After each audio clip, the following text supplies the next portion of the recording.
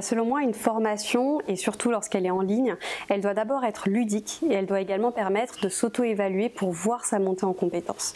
Alors par rapport à l'aspect ludique de la formation, en fait il y a différents moyens d'apprendre, il y a différentes modalités pédagogiques.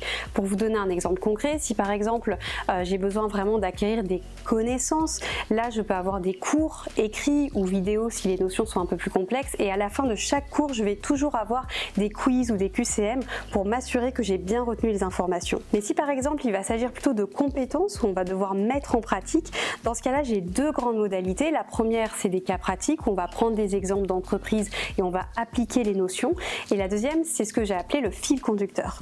Le fil conducteur, c'est que dès que vous rentrez dans votre formation, vous rentrez dans une entreprise fictive.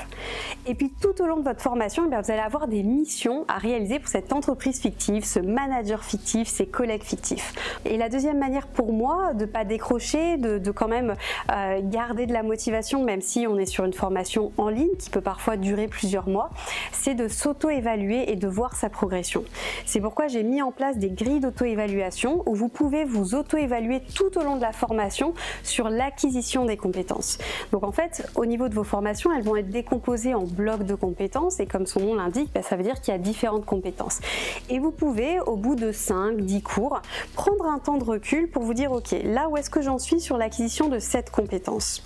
Et un petit outil, c'est que vous pouvez très bien aussi vous évaluer avant d'avoir vu par exemple le nouveau chapitre et à la fin pour voir votre progression. Et ces grilles d'auto-évaluation, c'est également un outil que vous pouvez utiliser pour partager avec un formateur pour que lui aussi vous donne son avis sur votre progression.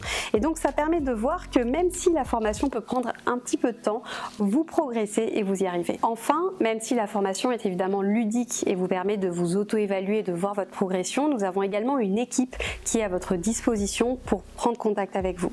C'est une équipe qui va faire des points d'avancement régulièrement avec vous tous les mois pour voir si ça se passe bien, mais qui est également à votre disposition. Vous pouvez la contacter sur notre chat du lundi au vendredi.